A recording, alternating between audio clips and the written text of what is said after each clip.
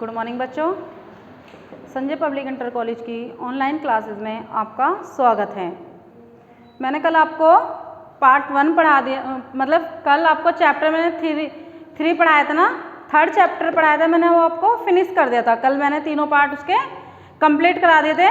तो आपने नोट्स वगैरह तो उसके तैयार करे होगे, जैसे मैंने आपको पढ़ा रही हूँ, नोट्स बना रही हूँ, तो उसमें से कुछ आपको पढ़ना है, ठीक है, समझना है आपको और अपने क्वेश्चन आंसर कंप्लीट करने हैं। तो आज हमारा लेसन 4 चलेगा। क्या है हमारा लेसन 4? विचारक, विश्वास और इमारतें, ठीक है, विचारक, विश्वास और इमारतें। तो इसमें क्या, यह अध्ययन 600 ईसा पूर्व से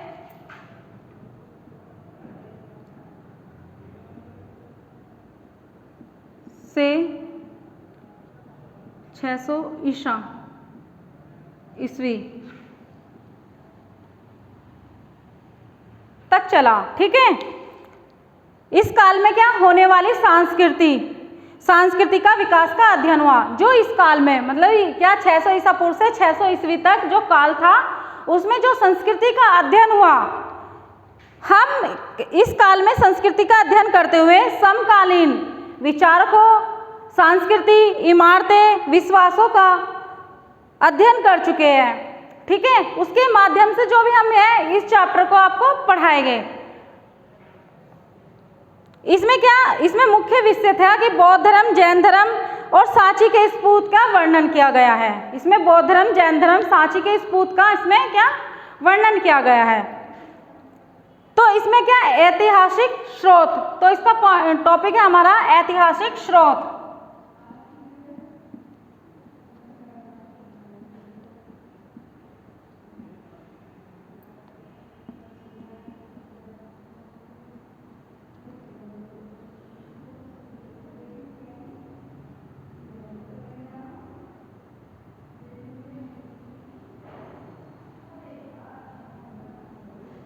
ठीक है, 600 ईसा पूर्व से 600 ईस्वी तक क्या हुआ, जो संस्कृति का अध्ययन किया गया, उसमें हमारे विचारक, विश्वास और इमारतों के बीच में ही इसके माध्यम ही इनका वर्णन किया गया है।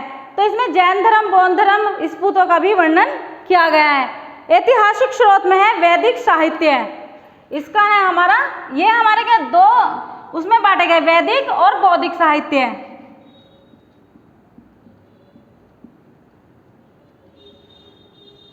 वैदिक सभ्यता, पहली हमारी वैदिक सभ्यता, दूसरी हमारी बौद्धिक सभ्यता।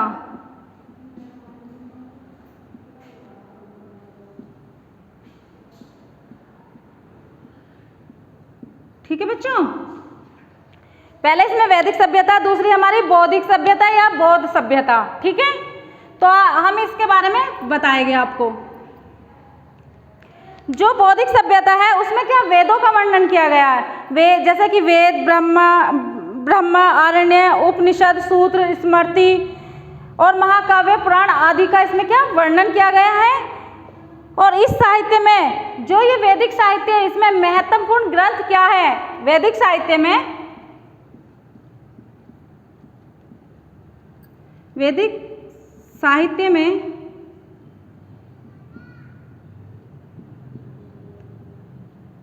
ग्रंथ में 4 वेद हुए हैं। आपको तो पता ही होगा 4 वेद होते हैं हमारे,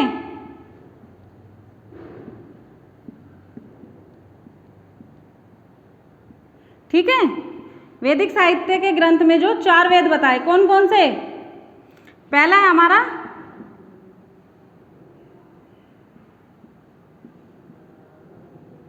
ऋग्वेद, यजुर्वेद, तीसरा है हमारा सामवेद,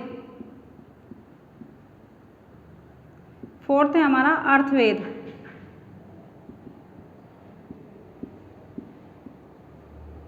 ठीक है,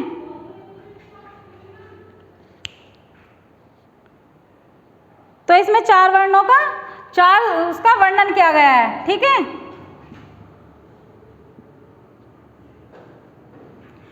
ऋग्वेद, यजुर्वेद, सामवेद और अर्थवेद का वर्णन किया गया है। जो ऋग्वेद है वो सबसे ऊपर माना गया है, उस ग्रंथ को क्या सबसे श्रेष्ठ माना गया है।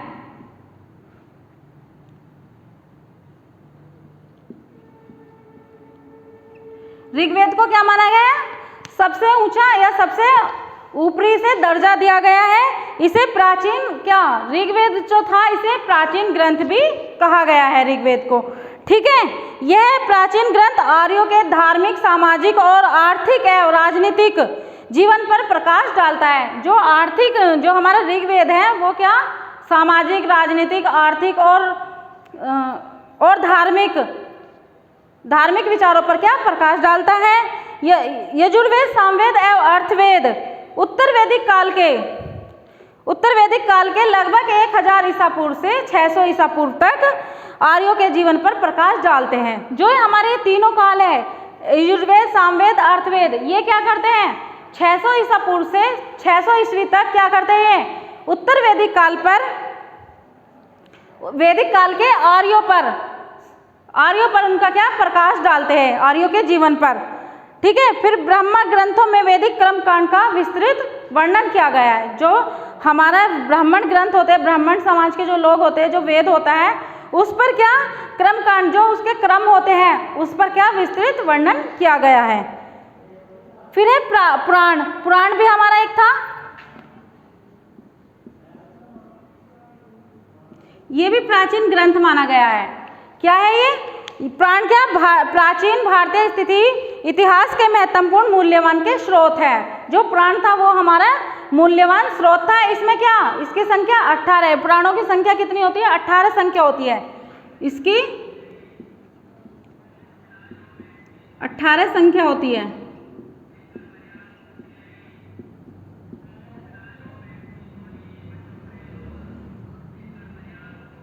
ठीक है बेटा। पुराण आदिकाल में गुप्त काल तक की राजनीतिक, सामाजिक, आर्थिक जो हमारा पुराण काल था, जो पुराण काल था वो क्या था हमारा आदिकाल से गुप्त काल, जो आदिकाल का समय था और गुप्त काल का समय था, उसमें क्या उसकी राजनीतिक, सामाजिक, आर्थिक और धार्मिक स्थिति का वर्णन, मतलब ये जो सारी आर्थिक, धार्मिक, राजनीतिक, सामाजिक, संस्कृति का पर क्या प्रकाश डालता था। ठीक है बेटा, इतना आपको समझ में आना चाहिए।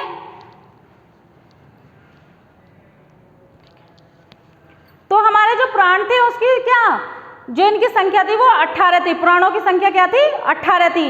ये हमारे क्या धार्मिक पुराण आदिकाल और गुप्त काल का जो समाज था, मतलब काल था, उन पर क्या ये जो भी राजनीतिक कार्य हुए, धार्मिक कार्य हुए या सामाजिक कार्य हुए, ठीक है, तो उन पर क्या उन पर प्रकाश डालता था।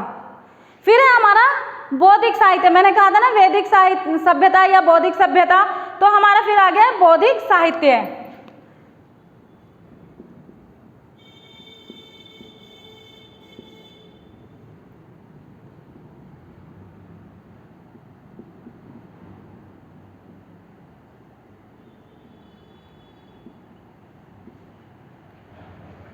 बौद्धिक साहित्य या बौद्धिक सभ्यता, ठीक है। तो बौद्धिक साहित्य क्या था? प्राचीन बौद्ध ग्रंथ पाली भाषाओं में लिखित गए हैं। जो बौद्ध ग्रंथ है हमारा वो पाली भाषा में लिखा हुआ ग्रंथ है। जो बौद्ध ग्रंथ है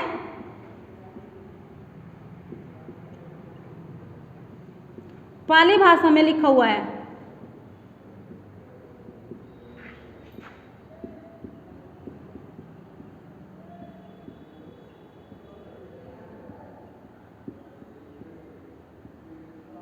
ठीक है, बौद्ध ग्रंथ या बौद्ध साहित्य क्या ये पाली भाषा में लिखा हुआ है, जो मगध अर्थात दक्षिणी बिहार में बोली जाती है। जो किस में बोली जाती है? जो पाली भाषा कहाँ बोली जाती है? मगध और दक्षिणी बिहार में।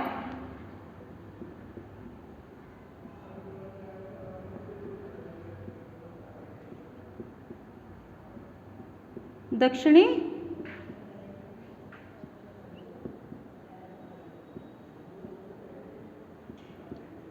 बोली जाती है।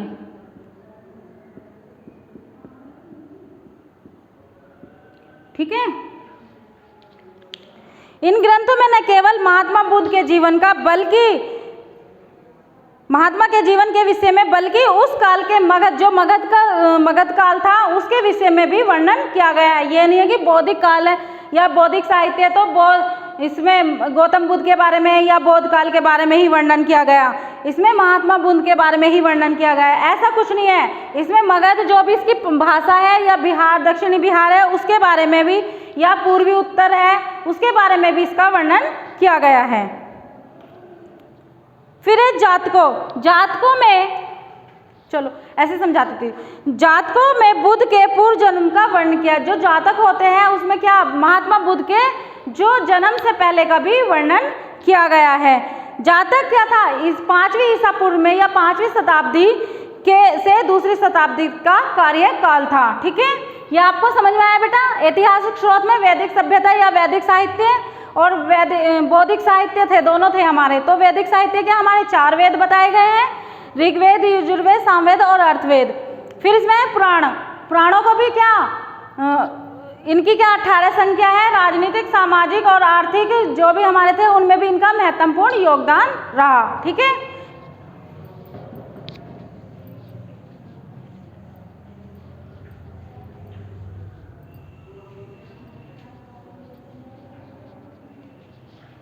नेक्स्ट टॉपिक है हमारा बौद्ध ग्रंथों का संकलन।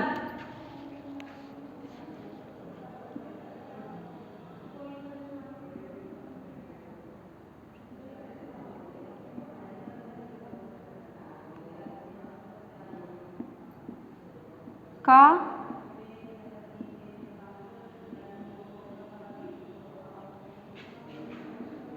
या संरक्षण।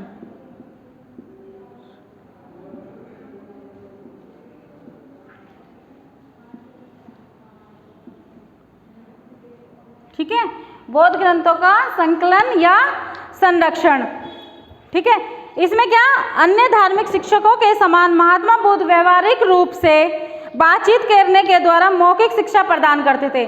मतलब इसमें जो बौद्ध धर्म में क्या थे, जो महात्मा बुद्ध थे वो क्या करते थे, व्यवहारिक रूप से बातचीत करने के साथ साथ मौखिक रूप से भी या लिखित रूप से भी वो शिक्षा प्रदान करते थे। स्त्री पुरुष सभी उनके प्रवचनों को सुनकर, जो स्त्री थी जो पुरुष था वो उनके वचनों को सुनकर क्या होता था, प्रवचनों को सुनकर उन पर चर्चा करते थे। मतलब जो भी स्त्री या पुरुष उनके प्रवचन सुनता था तो वो उन पर क्या करते थे, बातचीत करते थे। कि महात्मा बुद्ध के जीवन काल में उनके किसी भी सभ्य भाषण को नहीं लिखा गया। जो महात्मा बुद्ध का काल था उसमें क्या असभ्य भाषण को कभी भी, उसमें गलत विचारों को या गलत शिक्षा को नहीं लिखा गया। उन्होंने जो भी शिक्षा दी है उन पर उन्होंने क्या अपने विचार, मतलब जो थी बातचीत करी और उन पर विचार किया।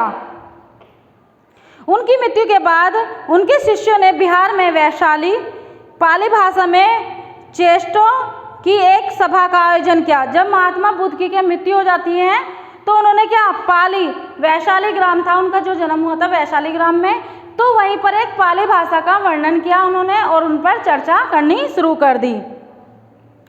इसमें पूर्व एशिया में बौद्ध धर्म का प्रचार होने पर इन्होंने जैसे चीनी, मतलब जो बौद्ध धर्म का प्रचार होने लगा धीरे धीरे पूर्वी एशिया में भी बौद्ध धर्म का प्रचार होने लगा, ऐसे ही क्या चीनी तीर्थयात्री बौद्ध ग्रंथों को खोज कर के लिए भारत में आए। वे भारत से अनेक बौद्ध ग्रंथ स्वदेश ले गए।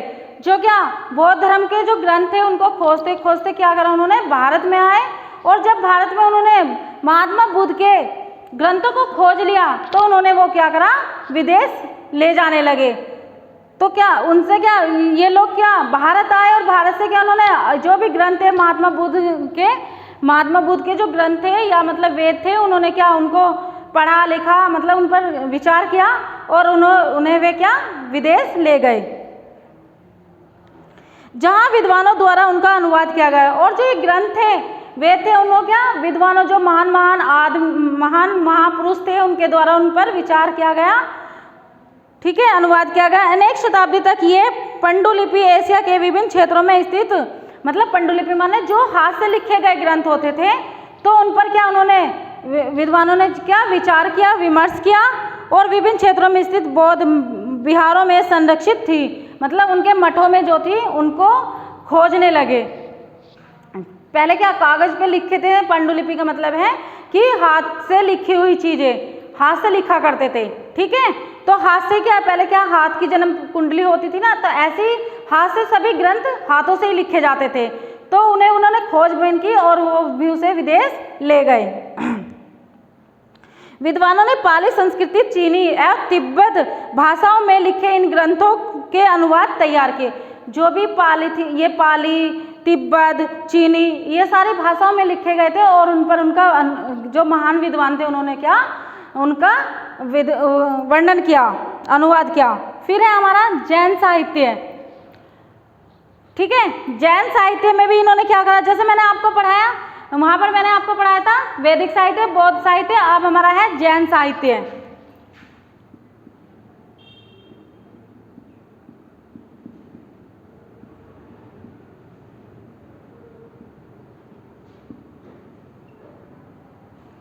तीसरा पॉइंट है हमारा जैन साहित्य। बौद्ध विद्वानों के समान जैन विद्वानों ने भी प्राकृतिक संस्कृति, पाली भाषाओं में, तमिल, अनेक ऐसी भाषाओं में अपने इनको वेदों को लिखा, ठीक है। प्रारंभिक जैन ग्रंथों की रचना प्राकृतिक भाषा में की गई। जो प्रारंभिक जैन साहित्य की जो भाषा थी वो क्या थी, प्राकृत भाषा में लिखी गई।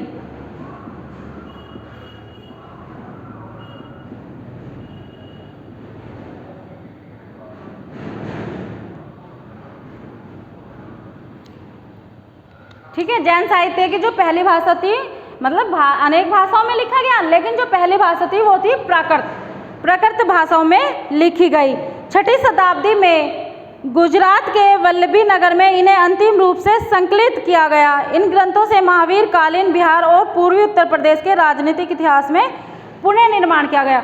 और फिर क्या करा इन लोगों ने गुजरात में भी क्या अनेक भाषाओं में इस चीज का वर्णन करने लगा। जो जैन धर्म साहित्य था उसका वर्णन किया गया। महावीर कालीन जो बिहार और पूर्वी उत्तर था उसमें भी इन ग्रंथों का वर्णन किया जाने लगा, ठीक है। जैन आगमों में सबसे अधिक महत्वपूर्ण 12 अंग थे। जो जैन धर्मों के जो प्रमुख 12 अंग होते थे, जो जैन धर्म था,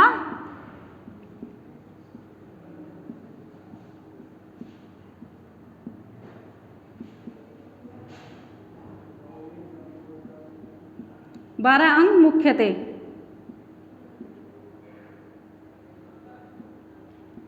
ठीक है। 12 अंग मुख्य है या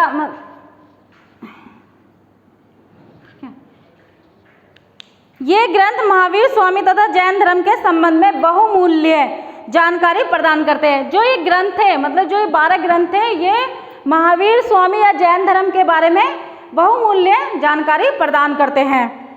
इसके साथ साथ तत्कालीन सामाजिक, राजनीतिक, आर्थिक और धार्मिक दशा पर भी प्रकाश डाला। इस धर्म में भी धार्मिक और आर्थिक और सामाजिक, ठीक है, इन पर भी अधिक प्रकाश डाला।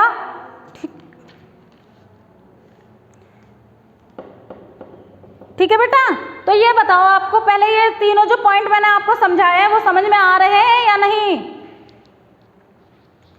तो उसके बाद है हमारा टॉपिक चलता है जैन धर्म और बौद्ध धर्म अथवा धार्मिक आंदोलन के उदय के कारण। जो जैन धर्म था और बौद्ध धर्म थे उनके धार्मिक आंदोलनों के कारण, ठीक है, आपका टॉपिक है।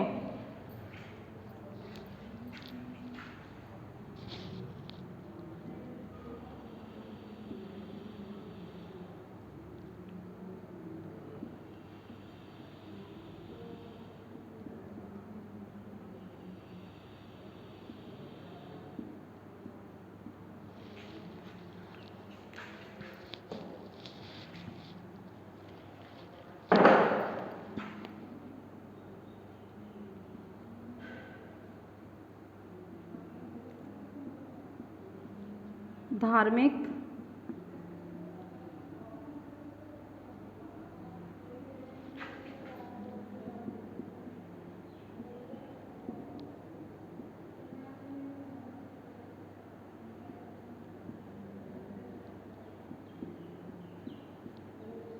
ठीक है,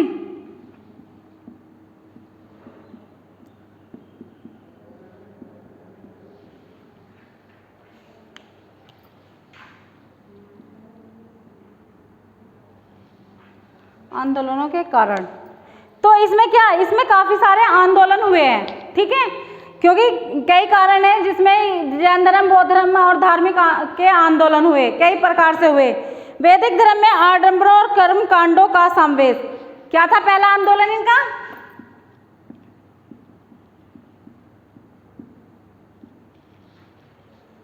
वैदिक धर्म में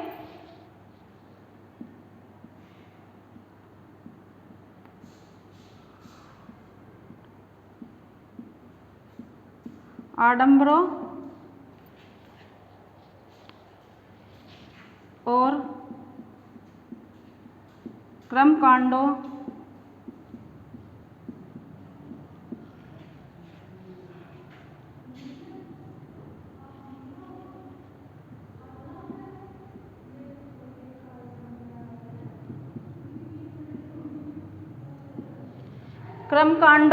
का समावेश।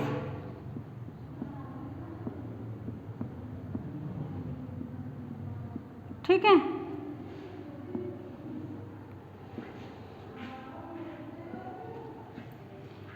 तो जो वैदिक धर्म था इसमें क्या कहा गया है? प्रारंभिक ऋग्वेद काल में पुराना वैदिक धर्म में जटिलता का समावेश नहीं था। जो ऋग्वेदिक काल था उसमें क्या, पुराना जो वेद था उसका समावेश नहीं हुआ था। धीरे धीरे उसमें कुरूर्तियां, मतलब क्या, कुरूर्तियां, आडंबरों का, कर्मकांडों का समावेश होने लगा। तो इन्होंने क्या करा, जो प्राचीन वैदिक धर्म जब प्राचीन वैदिक धर्म में क्या हुआ, आडंबरों, कर्मकांडों और कुरूतियों का प्रचलन होने लगा, तो लोग क्या हो गए, उससे दुखी होने लगे। क्योंकि देखो वो नहीं चाहते थे कि हमारे वैदिक धर्म में क्या अनेक बुराइयां आए या लोग गलत कार्य करें, या पाखंडों का समावेश नहीं होना चाहिए। ठीक है, पाखंडों का मतलब कि पापी लोगों का इसमें कोई भी कर्तव्य नहीं होना चाहिए, जिससे कि वो आडंबरों तरफ पाखंडों के प्रवेश के कारण क्या था, जब हमारे इसमें देश में कुरीतियां फैलने लगी, मतलब बुराइयां फैलने लगी, तो धीरे धीरे जब इसमें उनका समावेश होने लगा, प्रवेश होने लगा, तो उससे वे बहुत दुखी रहने लगे। ठीक है, तो उन्होंने क्या सोचा, लोग अस्थायी धर्म के प्रति जागरूक होने लगे, या मतलब वो पहले तो क्या कमजोर पड़ने लगे, क्योंकि देखो भाई कोई नहीं चाहता कि हमारा वातावरण क्या बुराइयों से भरा हुआ हो, या कोई गलत व्यक्ति हमारे बीच में अगर आ जाए तो क्या होगा, हम भी कमजोर पड़ जाएंगे, हम भी परेशान होने लगेंगे। तो ऐसे क्या इन्होंने भी कहा है, वैदिक धर्म में आडंबरों और कर्मकांडों का समावेश नहीं होना चाहिए। तो उन्होंने कहा, इससे दुखी होने लगे और कमजोर होने लगे, लोगों के इन कर्मकांडों को अपना कठिन हो गया, मतलब लोगों का जो मतलब कर्तव्य था वो क्या कठिन होने लगा, और वे चाहते थे कि किसी सरल पाखंड और आडंबर रहित, मतलब वे किसी सरल धर्म का में प्रवेश करें, और जो हमारे समाज में बुराइयां या पाखंडी लोग हैं उनका नाश हो जाए। ठीक है, फिर हमारा वैदिक ग्रंथों की कठिन भाषा।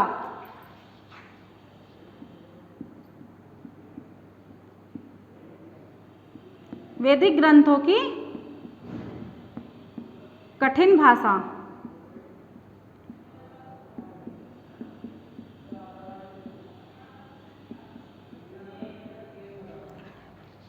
जो वैदिक थे, वैदिक ग्रंथ जैसे वेद, पुराण, उपनिषद आदि की रचना संस्कृत भाषा में की गई। तो जब संस्कृत भाषा में भाषा न होकर एक वर्ग विशिष्ट भाषा थी, इसलिए इस ग्रंथों की पहुंच साधारण वर्ग तक नहीं होती थी। मतलब क्या भाई देखो, संस्कृत भाषा ऐसी है कि सभी लोग नहीं पढ़ सकते, तो क्या जो निम्न वर्ग था, जो निम्न वर्ग के लोग थे वो संस्कृत भाषा को नहीं पढ़ सकते, नहीं वो जो ब्राह्मण लोग थे वो संस्कृत भाषा उन्हें पढ़ाना चाहते थे, क्योंकि हमारे देश में क्या छुआछूत की ज़्यादा वो थी। तो ये हिंदू धर्म के लोग नहीं फैलाया, कि ब्राह्मण लोग थे जो वो चाहते थे कि जो निम्न कोटि के लोग हैं वो हमारे समक्ष ना बैठे। तो इसलिए उन्होंने क्या संस्कृत, भाई ब्राह्मण लोग थे उनको संस्कृति का ज्ञान था, तो संस्कृत भाषा में क्या वैदिक ग्रंथों की रचना हुई है, और यहाँ से जो निम्न जाति के लोग थे वो इससे परेशान होने लगे। साधारण वर्ग इन ग्रंथों को पढ़ने और समझने में असमर्थ था, इसलिए बौद्ध तथा जैन धर्म की सरल भाषा के कारण ही उन्होंने इसकी ओर आकर्षित होने लगे। क्या जो संस्कृति की भाषा थी वो क्या कठिन थी, और उन्हें वो समझ नहीं सकते थे, समझना और उनके लिए आसान भी नहीं था और कठिन था, इसलिए उन्होंने क्या करा, जैन धर्म और बौद्ध धर्म की ओर आकर्षित होने लगे, और क्योंकि जैन धर्म और बौद्ध धर्म की जो भाषा थी वो बहुत ही सरल थी। ठीक है, इतना आपको समझ में आया ये। फिर हमारा वर्ण व्यवस्था तथा अस्पृश्यता, तीसरा टॉपिक है हमारा वर्ण व्यवस्था अस्पृश्यता।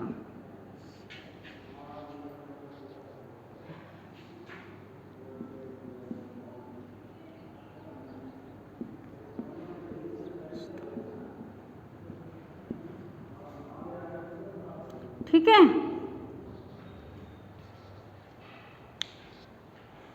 अस्पृश्यता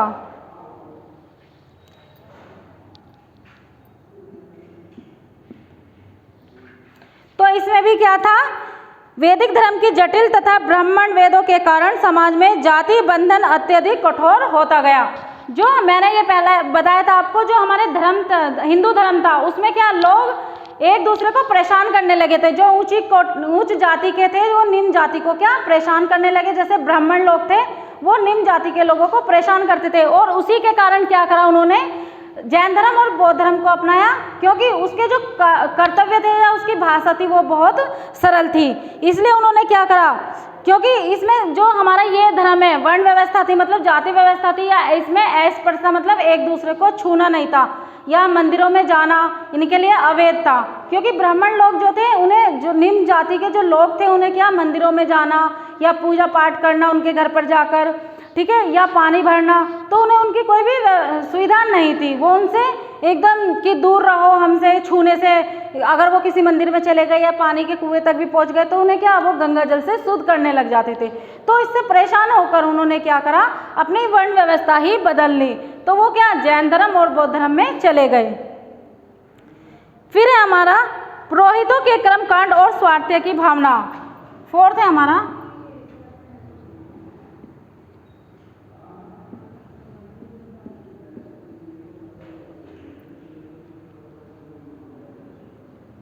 पुरोहितों के कर्मकांड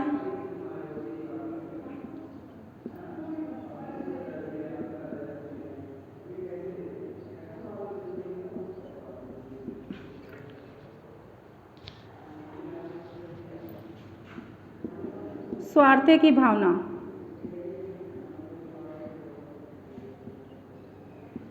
मतलब हीन भावना उनके मन में आने लगी।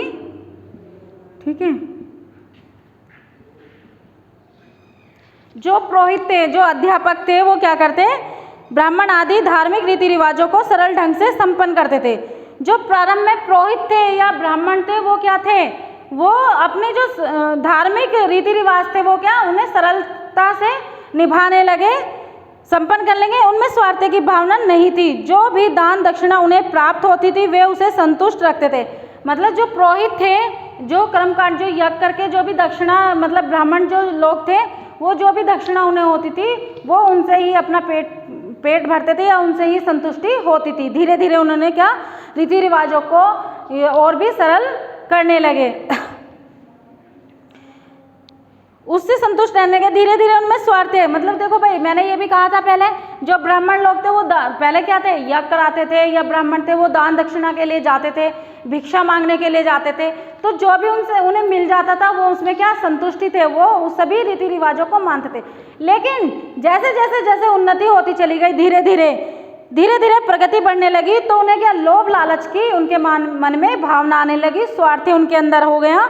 तो उन्होंने भय दोष अधिक धन प्राप्ति के लालच में करने लगे। आडम तथा कर्मकांडों के समावेश ने लोगों को इन कर्मकांडों से छुटकारा पाने हेतु प्रेरित किया। लोग इन पुरोहितों और ब्राह्मणों से बचने का उपाय सोचने लगे। क्या देखो भाई, जो पुरोहित थे, जो ब्राह्मण थे, उन्होंने क्या, झूठे झूठे वो करने लगे, कर्मकांड करने लगे, अत्याचार वो करने लगे, कर्मकांड आडम फैलाने लगे कि आज यहाँ पर ये है, आज वहाँ पर ये देवी देवता निकल गए, या आज भगवान जी मेरे सपनों में आ गए। तो क्या, उनसे छुटकारा पाने के लिए लोग इनसे क्या परेशान होने लगे। तो वो सोचने लगे कि हम इन लोगों से या हम इन ब्राह्मणों से कैसे बच पाए। ठीक है, आगे हमारा शिक्षा तथा ज्ञान का प्रचार, 5वां पॉइंट है हमारा शिक्षा तथा